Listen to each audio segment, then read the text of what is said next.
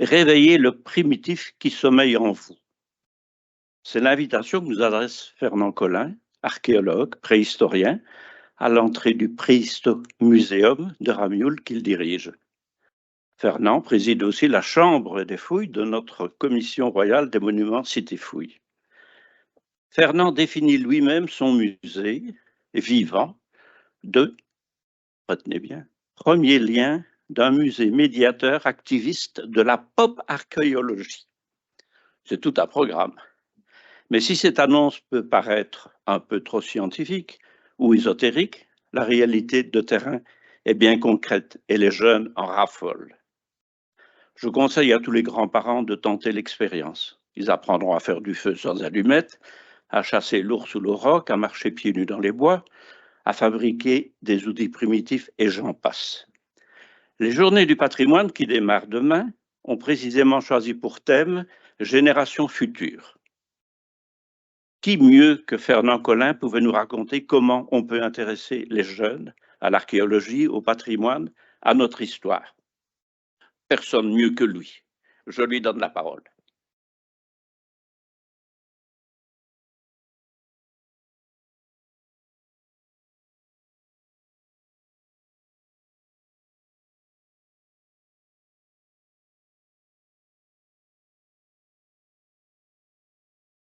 J'appuie sur le on.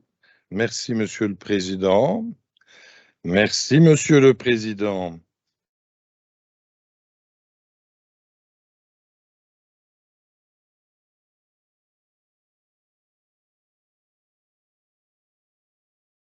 J'ai mis, mais je viens de le faire.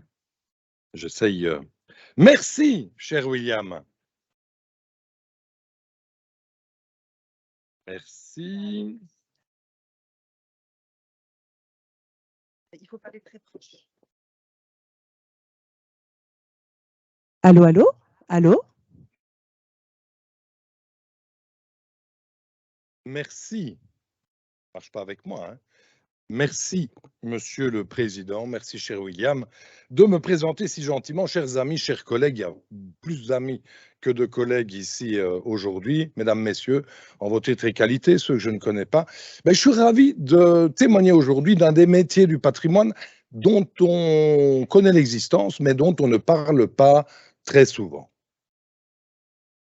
En fait, en tant qu'archéologue, je sais que les visiteurs, et les enfants en particulier, identifient l'archéologie à la fouille. C'est pour ça que pour commencer mon exposé, j'ai gardé mon célèbre chapeau, tant Indiana Jones a fait du bien à l'archéologie et beaucoup de tort également, en créant toute une série d'idées fausses sur une discipline scientifique. Fouiller, conserver, étudier, publier et valoriser, c'est la chaîne opératoire de mon métier. Alors, ici, au sein de la commission, on parle régulièrement de tout ce qui est jusqu'à la publication, mais tout ce qui concerne la vulgarisation, ce qu'on va appeler ensemble aujourd'hui la médiation, eh bien, c'est un domaine que l'on aborde assez peu. C'est d'ailleurs un peu le parent pauvre du monde muséal en général. On parlera assez bien de musée aujourd'hui. On ne va pas se faire de ligne de rupture entre le patrimoine immobilier et le patrimoine mobilier. Mais les musées, eh bien, beaucoup de musées ont leur service éducatif, les médiateurs qui sont juste un service d'appoint et pas un service intégré au processus. Je vais vous présenter aujourd'hui, à partir de l'expérience du Préhisto-Muséum, le métier de la médiation. Et ces journées du patrimoine, je les trouve géniales, car elles mettent enfin l'usager au cœur du processus patrimonial. On s'adresse à un type de visiteur susceptible d'appréhender ce patrimoine, d'en faire usage, et ça, c'est bien le cœur de notre sujet aujourd'hui, car il n'y aurait pas de médiation sans conservation du patrimoine, mais il n'y aurait pas de patrimoine sans médiation, car nous sommes à l'aube d'une société en transition, on aura l'occasion d'en parler, et la réflexion que je mène avec mon équipe, c'est que si on ne prend pas soin d'être très actif dans le domaine du partage du patrimoine, de son explication, de sa médiation, nous risquons à terme d'avoir une société qui n'a plus besoin de patrimoine et par voie de conséquence, la chaîne opératoire de l'étude et de la conservation risquerait de se dérégler. Mais je ne suis pas ici pour ternir cette belle journée. Il y aura de toute façon un happy end tout à l'heure avec le verre de l'amitié. J'ai intitulé cette communication « Une jeunesse pour et par le patrimoine ». La médiation a deux trajets, deux voies.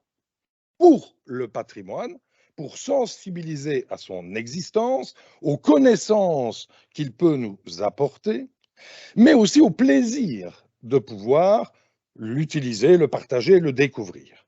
L'autre axe sur lequel la médiation intervient, c'est par le patrimoine.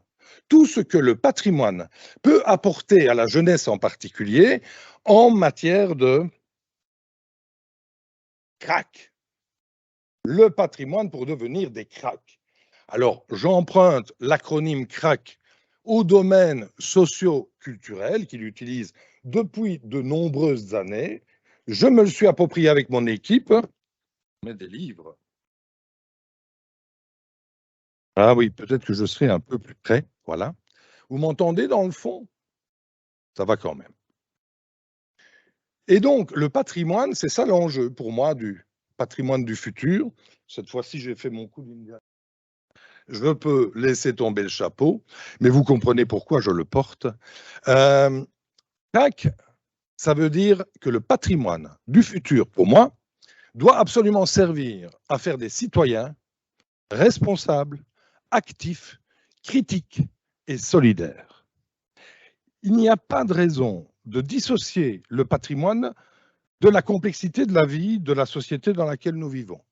Et par rapport à la situation actuelle où j'observe en tant que citoyen alors les dénis de démocratie, les tendances lourdes, à l'exagération dans certains sens, plus que jamais, nous, acteurs culturels, avons une mission responsable pour essayer de faire de cet exercice de médiation quelque chose d'utile aux générations futures. Si les jeunes aujourd'hui pratiquent le patrimoine, en comprennent les enjeux, le plaisir, l'utilité, demain, ce seront des citoyens qui seront protecteurs de patrimoine. Et donc, il y a une urgence, une grande urgence, à mon idée, de veiller à cette mission. Je fais quelques photos collector, petite parenthèse dans mon exposé. Je vous viens de Ramioul, la grotte de Ramioul, découverte par les chercheurs de la Wallonie en 1907, et je rends hommage au monde associatif qui est très actif de façon générale dans le patrimoine.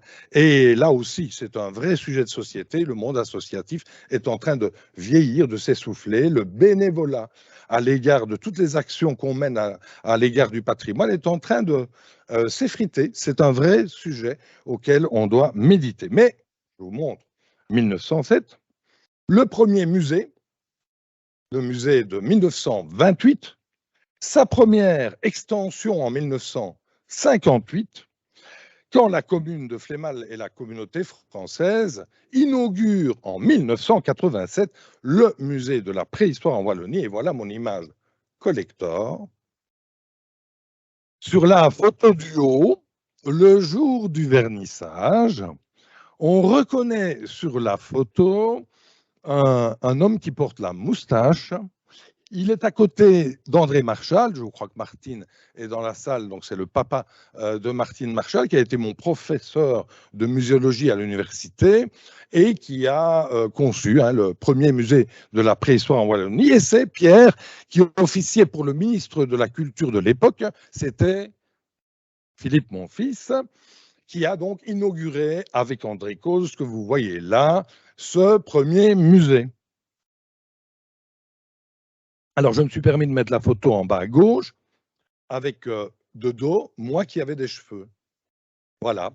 Et on reconnaît encore André Cause, et je voudrais dire que sans l'envie de la commune de Flémal, d'avoir à Flémal, au pied de la grotte de Ramioul, une institution qui raconte la préhistoire au plus grand nombre, jamais je ne serais devant vous aujourd'hui.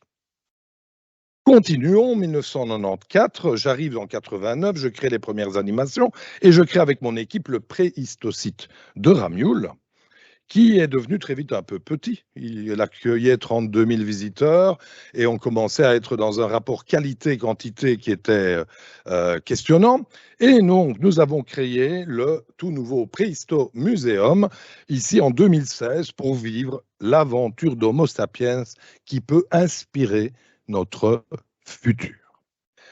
Laissez-moi vous raconter la raison d'être de notre institution. J'observe que peu d'acteurs culturels font comme dans le monde économique, c'est-à-dire qu'ils travaillent en profondeur le pourquoi leur société, leur entreprise, leur musée existent. Avec mon équipe, on a écrit cette petite phrase. Ça a l'air tout simple, mais c'est un travail en profondeur. Le Préhisto Museum existe pour permettre à chacun, chacune, de faire l'expérience de notre humanité par la rencontre avec la préhistoire, l'archéologie et la nature. Et pour concevoir un exercice de médiation, j'aurais pu vous dire comment j'ai conçu l'animation de ce week-end pour les Journées du patrimoine avec mon équipe. J'ai décidé de vous ramener un peu dans le backstage, hein, dans les coulisses de la conception de dispositifs de médiation. Alors, le mot médiation, il n'était pas utilisé il y a encore une vingtaine d'années. Maintenant, il est devenu courant. On parle de médiation culturelle qui fait le lien entre la science, les publics et le patrimoine.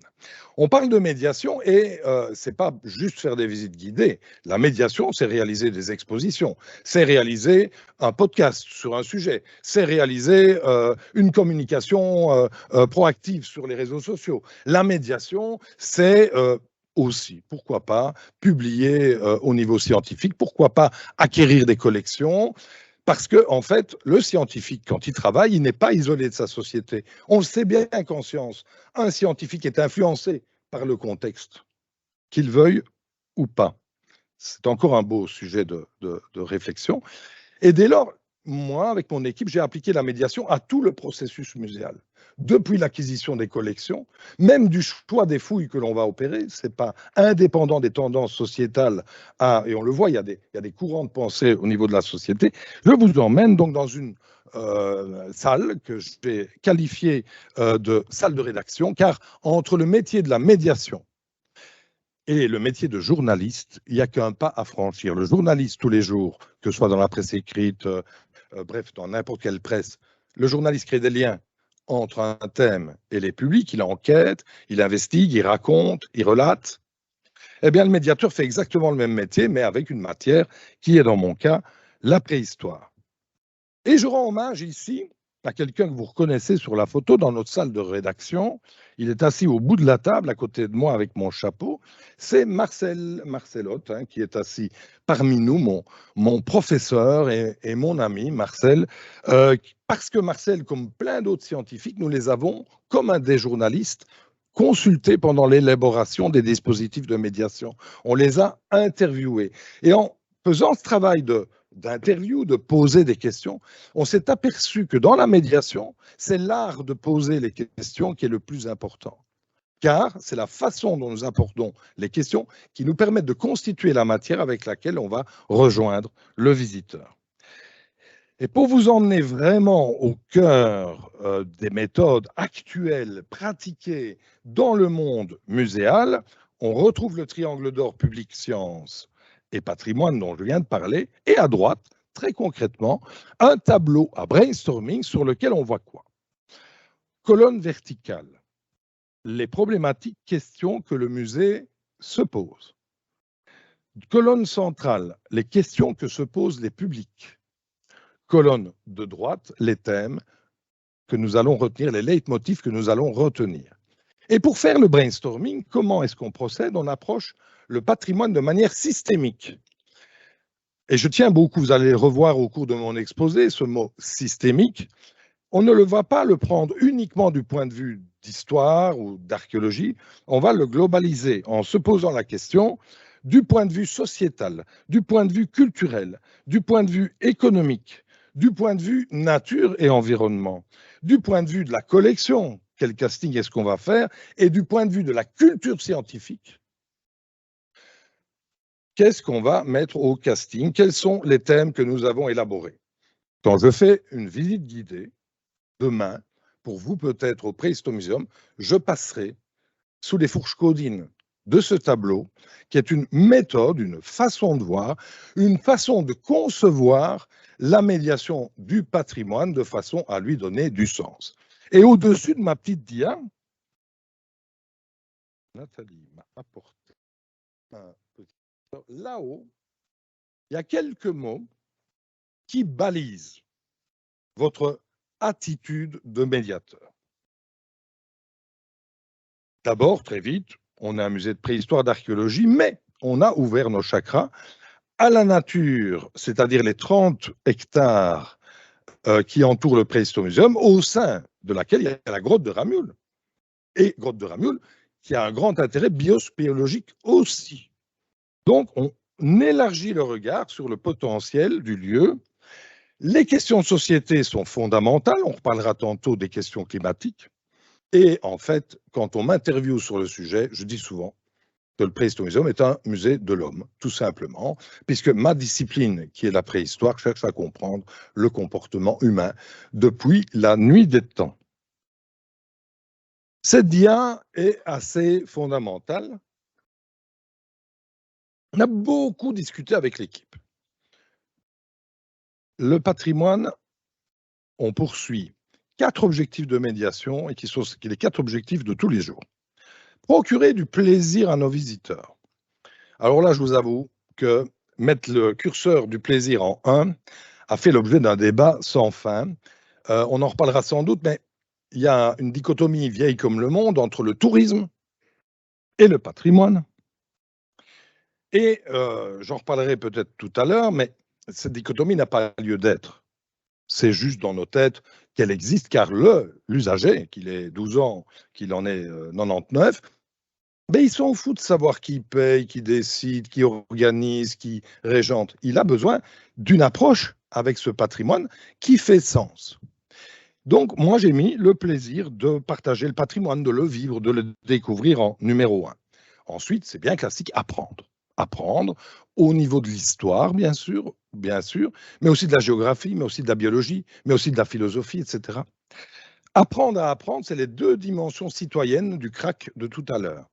Apprendre à apprendre est fondamental dans une société où aujourd'hui, nous ne disposons plus de toutes les clés de lecture critique à l'égard de ce que l'on reçoit comme information, que ce soit sur Internet en général ou que ce soit sur les réseaux sociaux. Il est grand temps qu'on réanime le savoir critiqué dont nous avons besoin pour rester réactifs par rapport à tout ça.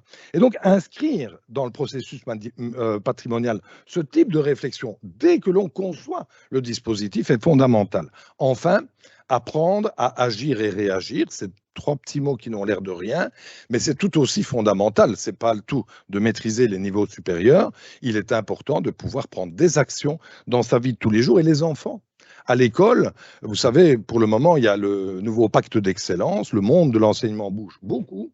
Ce matin, j'entendais la ministre de l'Enseignement nous parler de l'EVRAS. Voilà, on a entendu parler de l'EPC, l'éducation à la philosophie et à la citoyenneté. Tous ces éléments-là bougent. Et nous, acteurs de patrimoine, on se doit d'être en réactivité par rapport à ces dossiers-là. Pour qui ? Bon, voilà, ça c'est simple. Et donc, ici, je voudrais juste vous dire que les publics éloignés, ce n'est pas seulement la personne handicapée, qu'elle soit physique ou qu'elle soit psychologique, mais c'est aussi les personnes éloignées socialement. C'est aussi les personnes éloignées culturellement. J'observe aujourd'hui que la fracture culturelle au sein de notre société ne cesse de s'agrandir, j'en suis inquiet. Et c'est pour ça que je parlerai dans quelques instants, mon cher William, de pop archéologie. Alors, comment ? On va essayer de faire des expériences uniques, simples, diverses. On va surtout veiller à quelque chose, et l'université nous forme très mal à cet égard, les approches interdisciplinaires. J'engage régulièrement de jeunes historiens d'art, archéologues, qui viennent comme médiateurs au sein de ma structure. Et il y a un petit moment d'adaptation auquel j'observe que quand ils étaient historiens d'art du Moyen-Âge, ou historiens d'art d'une autre période, ou qu'ils étaient archéologues, ou qu'ils étaient... Eh bien, ils ont été formés dans un cloisonnement conceptuel qui fait qu'ils n'ont pas naturellement l'approche interdisciplinaire à laquelle le métier de médiateur appelle. J'appelle d'ailleurs ici mes collègues professeurs d'université à faire un grand chantier d'interdisciplinarité, voire de transdisciplinarité, car quand on se promène dans la rue est diverse. Il y a tous les éléments de la vie de la société qui s'entrechoquent, qui s'entremêlent, et j'observe que là, il y a parfois un décalage, donc il y a un travail que nous pouvons emmener. Et puis, je vais juste prendre ici dans l'attitude du médiateur, c'est mon collègue Christian au sein de la maison de Darion, une maison du néolithique ancien que nous avons reconstituée grandeur nature au Préhistomuséum. Eh bien, je vous dirais que dans le métier de médiateur, on est un peu artiste. On est aussi tout le reste, hein, rigoureux, professionnel, pédagogique, mais on est un peu artiste au sens où, comme l'artiste crée une œuvre qui nous questionne, qui nous interpelle, le médiateur aussi, avec une intuition, va, avec la matière patrimoniale et les enjeux sociétaux dont je viens de parler, poser parfois des éléments de médiation qui sont de type artistique, à méditer évidemment. Ensuite, je pointerai sur les principes actifs du Préhistomuséum, celui de Agora. L'avenir du patrimoine, on parle de la génération future du patrimoine, sera ce patrimoine qui décloisonnera la société et permettra au plus grand nombre la mixité sociale avec laquelle on doit aborder ces notions de patrimoine. Et tout à l'heure, j'aborderai la très difficile question d'identité. Bien, on fait un trajet autour du modèle que j'ai emprunté au géographe, tout simplement, modèle du milieu. On va prendre ici aujourd'hui notre humanité, ni nous aujourd'hui, là, nous sommes ensemble où il est écrit homme, dans un contexte social, économique, naturel, social et culturel. Et là, Marcel, tu ne sais pas couper ton GSM, Marcel. Et donc, bon, ceux qui s'intéressent au développement durable auront reconnu évidemment les trois piliers en question. Mais alors, le propre de la médiation, c'est de considérer qu'on va faire un voyage dans le temps. On part bien de notre ici maintenant, avec la compréhension du système qui est celui-là, et puis on va décider de s'arrêter quelque part. Et sur ma ligne du temps qui est en dessous, je peux m'arrêter à l'époque des chasseurs-cueilleurs de la préhistoire, alors à l'époque des premiers hommes modernes, et je vous emmène il y a 40 000 ans, nous sommes en Europe. Et une fois que je suis là, je suis dans l'ici-hier, je vais développer une panoplie de dispositifs qui vont être de type cognitif, mais aussi, on va faire appel à l'imagination, à la manipulation, au ressenti, donc à l'émotion. Et dans la médiation, il est fondamental de garder toujours ce bouquet de fleurs à l'égard de nos visiteurs. Et puis, dans le trajet de retour, je vais dire, on prendra soin d'élaborer des dispositifs en matière de savoir, de savoir-être, de savoir-faire, de façon à ce que le dosage, la recette de votre dispositif de médiation vous permette de faire le trajet.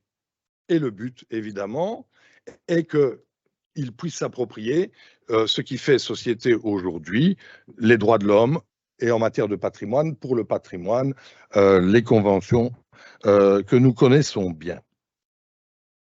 Le Préhistomuséum, je l'ai voulu contemporain. Nous sommes des hommes d'aujourd'hui parlant des hommes d'hier. Il n'est donc pas question de s'habiller en homme ou en femme préhistorique. Il est question de garder une clé de lecture qui permet à nos contemporains de garder immédiatement une distance critique. Sinon, on rentre dans quelque chose qui est très sympa, qui est le roman, qui est la fiction. Alors, je n'ai rien contre ces éléments-là, sauf que je réclame une chose, c'est que quand, dans les musées ou dans la médiation du patrimoine, on recourt à ces systèmes immersifs, c'est très bien. Mais il faut absolument donner à nos visiteurs une clé d'entrée et une clé de sortie. Sans ça, nous contribuons involontairement, la plupart du temps, à créer un amalgame où les fantasmes de notre propre société s'expriment dans les mécanismes de reconstitution immersifs. La raison en est aussi que vous connaissez la préhistoire, vous connaissez l'archéologie, et peut-être l'archéologie expérimentale, qui est une de nos disciplines, où par le geste on reconstitue les technologies de la préhistoire pour, à partir des données scientifiques, proposer un champ de solutions qui va nous permettre de reconnaître quelque chose qui marche mieux ou pas et incrémenter une hypothèse sur l'évolution des technologies de la préhistoire. Mais l'archéologie expérimentale est une discipline scientifique. C'est absolument pas de la médiation. Et trop souvent, dans mon milieu, j'observe encore qu'on amalgame le stade recherche avec le stade médiation et on emmène les gens dans un méli-mélo où ils ne disposent pas de les clés de lecture. Voilà, c'est Gilles Honoré, un architecte liégeois, qui a fait ce bâtiment en ossature bois, en mur paille-terre. Et alors, on avait la raison d'être tout à l'heure. Alors, je ne peux pas vous dire, évidemment, j'ai 4 éléments pour vous présenter cette raison d'être. Je vais quand même regarder l'heure, parce que comme je sais que je parle sans filet, je devrais tenir la route. Hop. À gauche de la photo, Philippe Charles Schmerling. Alors, pour certains d'entre vous, ce n'est pas un secret. Mais pour d'autres, c'est peut-être une découverte. C'est à Flémal, à Angy, aux Aouirs, qu'en 1829 a été inventée la préhistoire. 30 ans avant Darwin. 30 ans avant que le mot préhistoire n'existe dans l'histoire des sciences.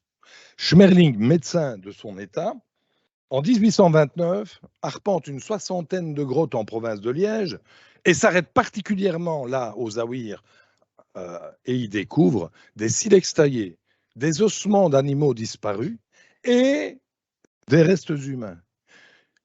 Et 30 ans avant Darwin, il postule, je pense, qu'il y a une humanité avant le déluge. Il est un des grands pionniers de l'invention de la préhistoire, discipline qui va alors se développer, en particulier, si vous ne le savez pas, je dois le dire, à l'université de Liège, car Schmerling va devenir lecteur à l'université de Liège, et puis une grande chaire de préhistoire va se développer chez nous, ce qui fait que la préhistoire liégeoise est connu mondialement, et pas plus tard que tout à l'heure, avec mon ami Marcel, il me disait qu'il était encore appelé dans des colloques à travers le monde. Eh bien, de temps en temps, chers collègues, faire un petit cocorico sur les institutions qui nourrissent le développement de nos recherches, ça mérite d'être fait. Nous conservons évidemment des objets, des archives, et puis, petite spécificité pour mes amis de la commission des sites, quand nous avons conçu le Préhistomuséum, on a placé la biodiversité du site Natura 2000 dans lequel nous évoluons au sein des collections, pour que notre action de tourisme culturel soit aussi respectueuse de la conservation des silex taillés, des ossements, des poteries, etc., que de la biodiversité. Je suis très fier de vous montrer sur la photo de droite Ticobitinus belgicus janel, qui est une espèce de petit coléoptère troglobi qui vit en permanence dans les milieux souterrains, et sachez qu'on ne l'a jamais vu au monde qu'une seule fois. Enfin, qu'une seule fois, on peut encore le voir aujourd'hui. C'est où? C'est à Ramioul. Voilà. Donc des petites choses comme ça font partie du portefeuille patrimonial du lieu. Et alors, on a évidemment une exposition qui raconte le best-of de nos collections, tous Sapiens. Alors oui, vous avez peut-être entendu parler de Sapiens de Harari, cet historien israélien qui a commis des énormes briques sur le sujet. Si vous saviez le nombre de personnes qui m'en parlent, c'est énorme. Alors, je croyais que j'ai appelé le storytelling du Préhistomuséum, l'aventure de Sapiens, pas à cause d'Harari, mais parce que c'est devenu populaire dans l'air du temps, qu'on parle de Sapiens un peu à tous les étages. Et aujourd'hui, le Préhistomuséum est comme un livre avec plusieurs chapitres de l'histoire de Sapiens que nos visiteurs peuvent ouvrir et parcourir. Particularité de cette exposition, avec mon ami André Gob, professeur de muséologie à l'Université de Liège, nous avons décidé de faire un dispositif de médiation non chronologique. Et à ma connaissance, aujourd'hui, je crois encore que c'est le seul musée de préhistoire qui est non chronologique. Il est établi sur les points communs entre les sociétés préhistoriques et nous aujourd'hui. Vous reconnaissez dès lors tout un peu la méthodologie dont je vous ai parlé. Je vous emmène dans les collections du Préhistomuséum où nous avons créé un espace visitable duquel vous pouvez apercevoir nos collections et le travail des scientifiques qui s'y déroulent. Il y a 1 300 000 objets archéologiques à l'estime conservés actuellement au Préhisto-Muséum et nous avons donné à voir dans cet espace les métiers de l'archéologie. Nous avons donné à voir comment se construit le savoir, qui contribue à la construction du savoir, et on est en plein cœur de la mission de culture scientifique du musée, mêlant l'interdisciplinarité et la transdisciplinarité dont je parlais tout à l'heure. On a bien sûr, comme dans tous les musées, une salle d'exposition, et je m'arrête sur la deuxième composante de la raison d'être qui n'est peu évidente. Mais elle est évidente en tant que préhistorien, elle est peu évidente dans le monde du patrimoine, à l'exception de mes amis de la section des sites. À savoir qu'un des grands chantiers du Préhisto-Muséum est d'essayer de faire comprendre à nos visiteurs l'écosystème de l'humanité. Et ça a déjà quelques années, on est toujours dedans, et c'est fondamental à l'aune des enjeux de la transition auxquels on est confronté. Alors, on a créé quoi? Des ateliers pédagogiques, voilà, vous les voyez, ils sont magnifiques. On a créé un labyrinthe végétal de l'évolution pour vous faire vivre la théorie de l'évolution, le phylum génétique de l'humanité, avec un jeu qui est un labyrinthe de 700 mètres. Vous êtes l'ancêtre du singe et de l'homme, à vous de sortir homme ou singe. Le but est que vous vous cassiez la figure dans les cul-de-sac de l'évolution pour déconstruire la fameuse image qu'on arbore sur son t-shirt ou certaines affiches de l'évolution linéaire. Alors, certains détracteurs vont me dire, oui, mais on ne fait pas jouer les gens, c'est pas sérieux. Moi, je peux vous dire que dans le monde animal comme dans le monde humain, le jeu est une réelle pédagogie pour appréhender des savoirs, des connaissances. Et donc, à un moment donné, en médiation, privilégier des dispositifs inédits, vous n'êtes pas encore au bout de la route, je vous en montre d'autres, c'est notre devoir de médiateur, c'est de chercher des formes adéquates pour des questions fondamentales qui sont le cladisme. Comment est-ce qu'on organise les espèces les unes par rapport aux autres et comment explique-t-on la disparition des néandertaliens ou autres questions scientifiques au cœur de notre discipline.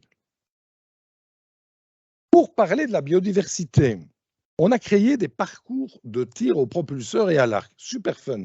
Les gens raffolent. Je parie, William, que quand tu es venu au Préhisto-Muséum, tu es allé tirer à l'arc ou au propulseur avec tes petits-enfants. Mais derrière l'expérience synégétique, entre guillemets, l'expérience kinétique, en fait, se cache l'intention de montrer à nos visiteurs que les technologies de la chasse, fussent-elles en outillage ou en stratégie, sont adaptées tout au long de l'histoire de l'humanité à l'évolution de la biodiversité, qui est elle-même liée à l'évolution du climat. Et quelle vache de question que de se poser la question de l'influence du climat sur les modes de vie d'une société humaine. Nous avons reconstruit grandeur nature plusieurs éléments au sein de nos 30 hectares, car la technologie de l'architecture sidère nos visiteurs. A priori, si on parle d'architecture dans la préhistoire, dans votre tête, on n'est presque pas enclin à accepter qu'il y ait de l'architecture pour des périodes si lointaines, parce que c'est des brutes, c'est des hommes tirant leurs femmes par les cheveux, c'est des gens qui survivent. Que nenni, nous passons notre vie de médiateur à déconstruire cette image reçue, ces mythes qui courent au sein de notre société, pour montrer combien ces sapiens sont en capacité comparable à nous, mais en diversité d'expression culturelle ô combien créatifs.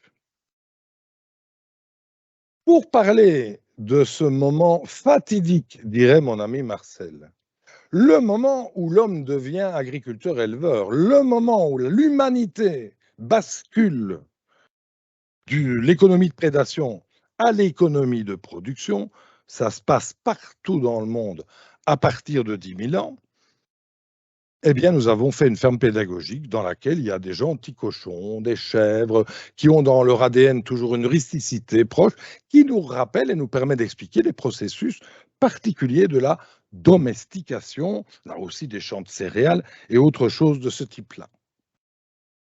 Et puis, ce qui faisait déjà la notoriété du Préhistosite, nous l'avons gardé dans le Préhisto-Muséum, les savoir-faire, la technologie, la main à la pâte. J'entends, j'oublie, je vois, je comprends, je fais. Je me souviens, dit le proverbe chinois, on ne saurait pas mieux dire.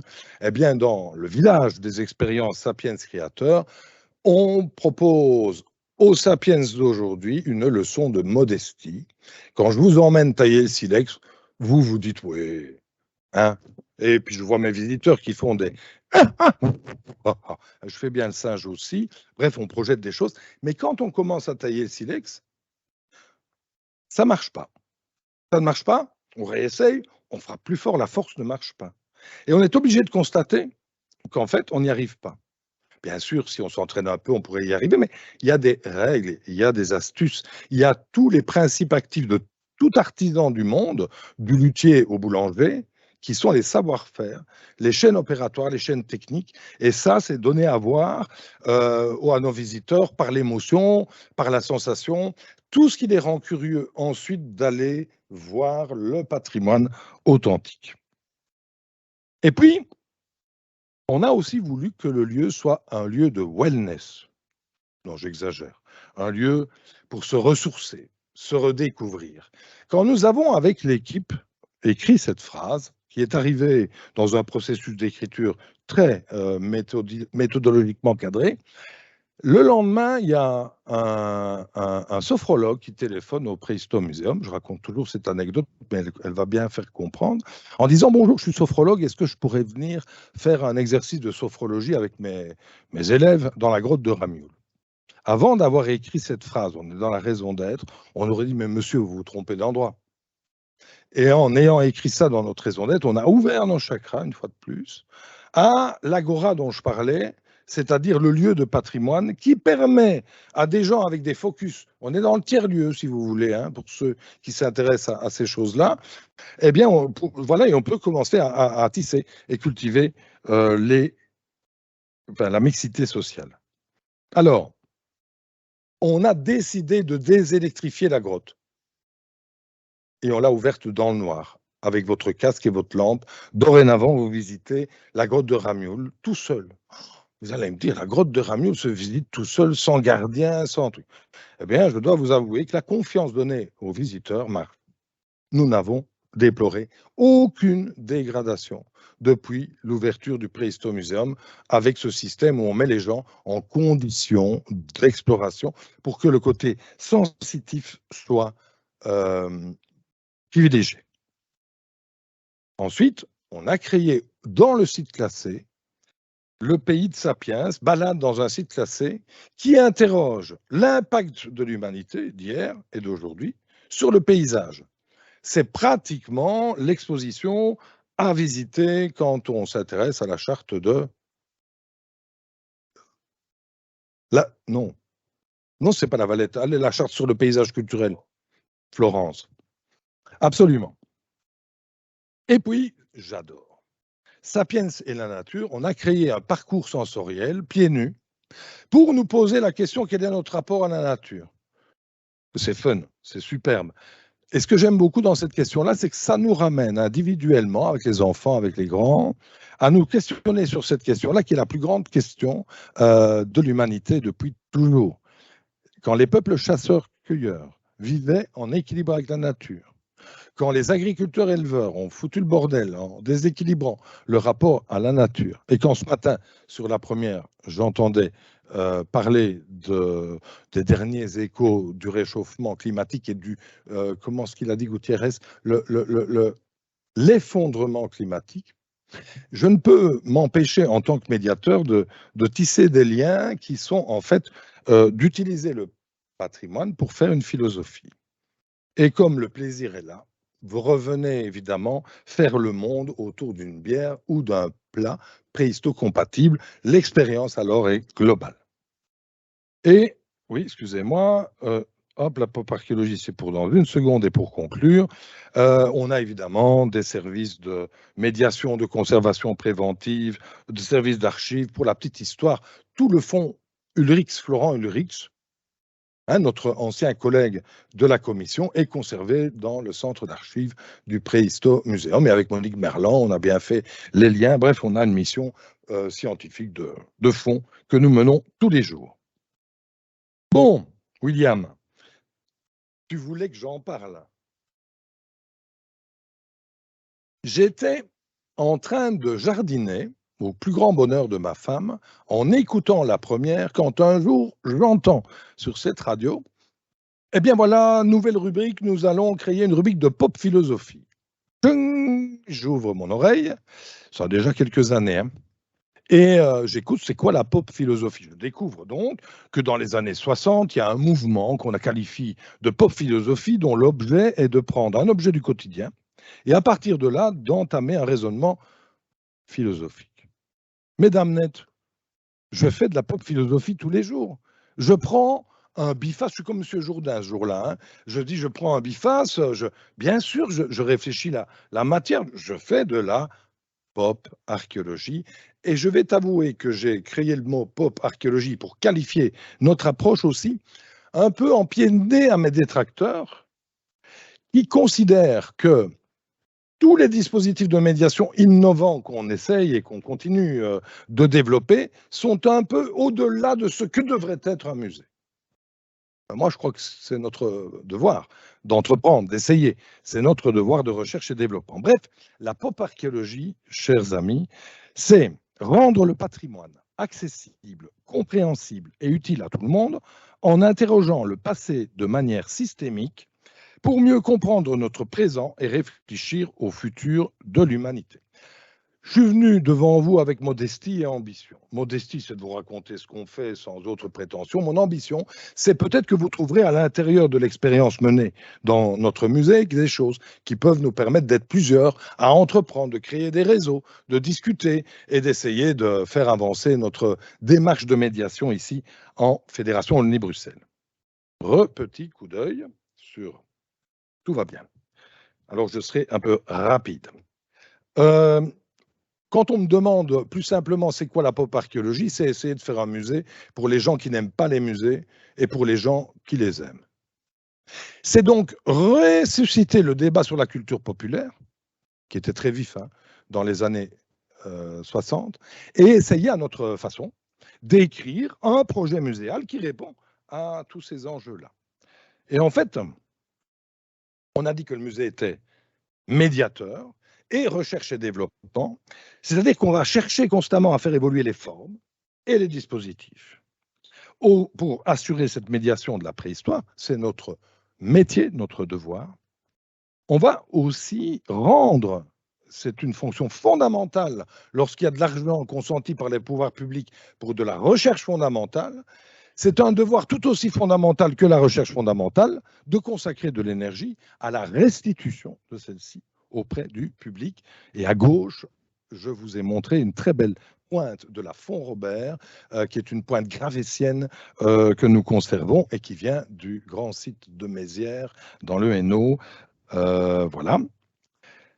Le patrimoine. Alors, je vais peut-être vous choquer, mais on est entre nous. Je ne suis pas là pour dire autre chose que ce que je pense ou ce que je cherche. Je pense qu'on pourrait caricaturer en disant que le patrimoine n'existe pas. Le patrimoine est une création sociétale à tout instant. C'est pour ça qu'il y a la paire de lunettes.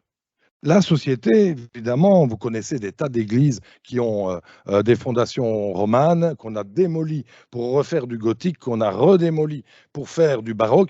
L'histoire de l'art ou l'histoire où l'archéologie regorge d'éléments où les sociétés qui nous ont précédés n'ont pas pris en considération ces éléments des sociétés précédentes.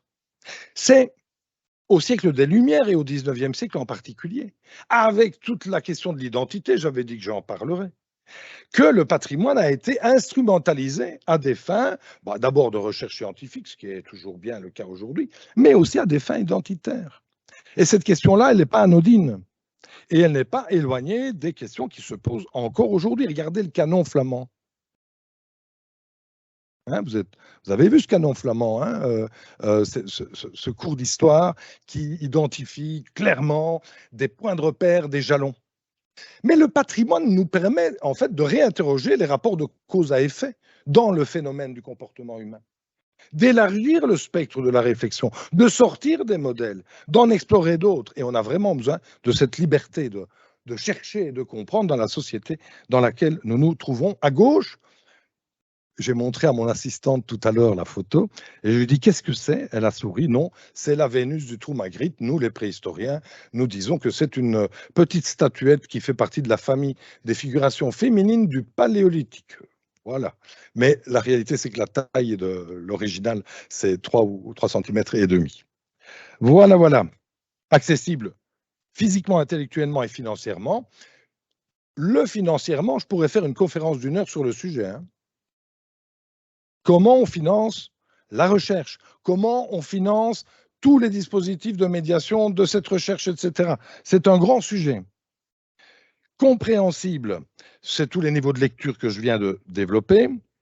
Utile, on retrouve le petit crack de tout à l'heure, il est fondamental. Et le mot utile est le mot que j'utilise le plus souvent pour évaluer un dispositif de médiation. Tout le monde. Et bon, je vous ai parlé de la fracture culturelle, de la fracture sociale, et donc c'est vraiment eux qu'on doit aller rechercher. Le systémisme, j'en ai parlé. Comprendre notre présent, ça c'est un vrai chantier. Et alors, nous postulons qu'il y a une seule et même humanité, celle de Sapiens aujourd'hui, et qu'il y a une grande diversité d'expressions culturelles. Grand débat, grand postulat. On peut avoir des discussions longues sur ce sujet, mais ça permet, comme dans les expériences de médiation qu'on mène avec les enfants sur les phénomènes de migration pendant la préhistoire, d'aborder des sujets touchy, des sujets un peu complexes, parce qu'on est très loin dans le passé. Nous pouvons utiliser cette matière lointaine sans tabou pour ramener ces éléments-là vers les enjeux contemporains qui sont les nôtres par rapport au phénomène de migration. Et donc, moi qui suis préhistorien, je vous dirais que la migration, c'est naturel, l'immigration, c'est juste culturel. Depuis le jour où on dit « qu'est-ce que tu fais dans mon jardin ?» Eh bien, ça, c'est la culture qui s'est mêlée d'un phénomène tout à fait normal et naturel, qui est celui de la migration. Je conclus. Réfléchir au futur de l'humanité, c'est le propre de notre patrimoine, génération future. Je pense que le patrimoine de demain, le patrimoine du futur, sera celui qui nous permet d'engager ensemble des réflexions philosophiques à l'égard de notre existence aujourd'hui et demain. Reste la question actuelle de l'Anthropocène. Alors, moi, c'est une question dans laquelle j'ai envie de me lancer à fond. Je vis dans la société contemporaine, mon devoir est d'être médiateur. Et donc, la question de l'Anthropocène, elle appelle à raccorder l'histoire du Pléistocène et de l'Holocène, qui sont les périodes géologiques précédentes, par rapport à cette question-là. Et je viens de faire récemment une grande exposition sur ce thème, avec la Terre en héritage du Néolithique à nous, une exposition qui venait du Musée des Confluences, j'ai adoré. Nos visiteurs ont adoré. Et on est là sur des sujets qui pointaient du doigt les néolithiques comme les auteurs des principes actifs de ce qui va conduire à nos problèmes environnementaux et climatiques actuels. Et si j'ai pris la photo de droite, je crois, chers amis, qu'on a aussi 3 missions. Il y en a 2 qui sont écrites. 3, gérer la complexité. Marcel, alors que je suis en train de conclure, chef. C'est le moment où je fais monter la tension et... Pas grave, amitié. 3 choses pour conclure. Je pense que le patrimoine du futur va nous permettre, par la médiation, la recherche évidemment, de gérer la complexité. C'est une question dont on a absolument besoin actuellement. Elle est, à mon sens, cruciale. C'est à nous, au travers du patrimoine, de relier les connaissances et de relier les individus. Avec ce thème des journées du patrimoine, ça c'est ce week-end. Si vous avez des petits-enfants de 3 ans, venez. On a fait, pour les plus jeunes, c'est Focus Jeune Public, on a fait une animation Little Sapiens.